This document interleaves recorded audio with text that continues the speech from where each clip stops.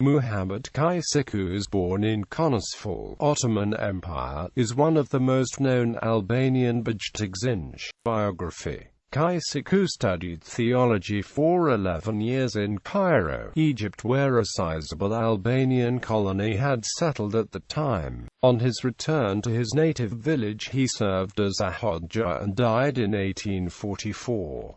Kyçyku was a relatively prolific author who wrote in his native Çami dialect and, as it seems, was the first Albanian author to have written longer poetry. The work for which he is best remembered is a romantic tale in verse form known as Ervaha, originally entitled Ravda, written around 1820. Ervaha. This poetic tale is in octosyllabic quatrains with an AB rhyme. Plot. The poetic tale follows the adventures of the fair Ervaha, who manages to defend her chastity and virtue through many a trial and tribulation. Ervaha's husband goes abroad, leaving her to the care of his brother who, despite his promises, attempts to seduce her. Ervaha resists both his advances and his threats to kill her if she does not yield. The frustrated brother takes vengeance on Ervaha by falsely accusing her of adultery, and she is sentenced under Quranic law to be stoned to death. By a miracle, Ervaha survives her lapidation and is picked out of the rubble, severely injured, by a passing nobleman who hears her lament and takes her home to his wife. Ervaha recovers from the ordeal only to have the nobleman to fall victim to her charms. She refuses his advances as well, telling him she is married, which suffices to put him off. Later, a servant in the house attempts to seduce Ervaha and is also repulsed. He takes vengeance on her by killing the nobleman's son and accusing Ervaha of the crime. The matter is clarified, but the nobleman, though convinced of her innocence, is obliged to dismiss Ervaha from his household, giving her 400 pieces of gold as her parting wages.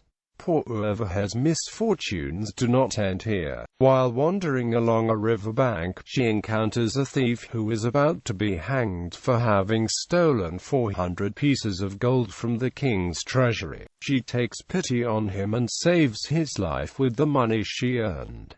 The thief follows her and begs her to become his wife. When she refuses, he ungratefully sells her as a slave to the captain of a ship who also attempts to seduce her. A storm arises in the nick of time and drowns all on board except Ervaha, who is washed up onto the shore of a strange city. A pious man lends her his clothes and, in male dress, she presents herself to the king of the country, who receives her cordially and has a house built for her. Here she takes care of the sick and the blind, and becomes the object of veneration for her good deeds. Indeed, when the king dies, Ervaha is chosen as his successor.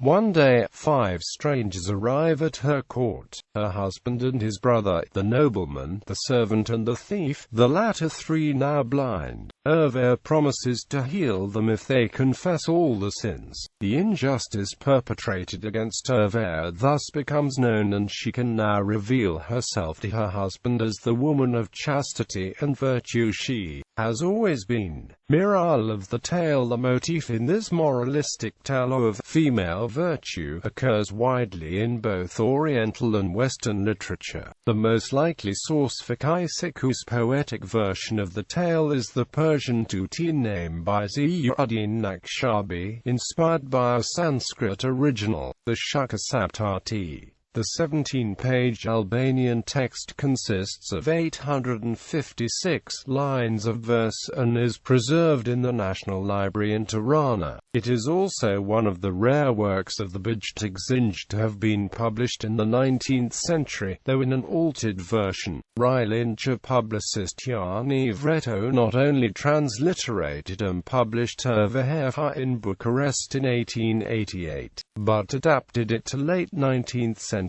tastes and saw fit to purge it of all its Turkish, Persian and Arabic vocabulary. The original version is more straightforward and preserves the unadorned narrative character of a poetic fable, whereas Vreto's edition endeavors to present the work more in epic form with appropriate epithets.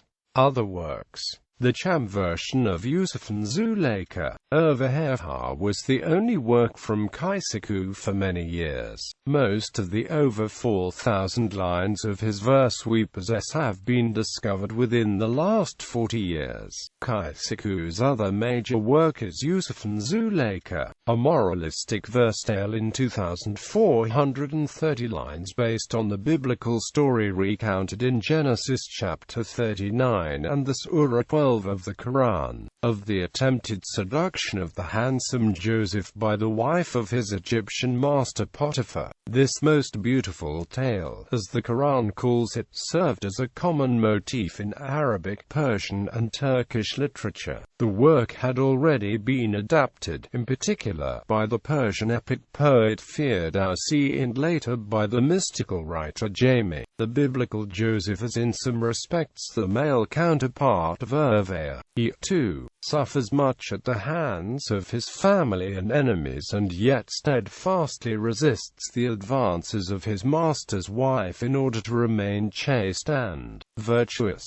Kyçyku's Jusufi Zelihaja evinces a higher level of literary sophistication than Ervehefha. Its language is more ornate and many of the descriptive passages transcend the constraints of a simple narrative. It also relies more on character analysis as a means of conveying dramatic suspense, in particular with respect to the passions of the enamored Zeliha. Bekriu. Muhamet Kyçyku was the author of several other poems of note, one of which is a 348-line work in octosyllabic quatrains usually entitled Bekriu, in which its Muslim author condemns the drinking of wine and raki.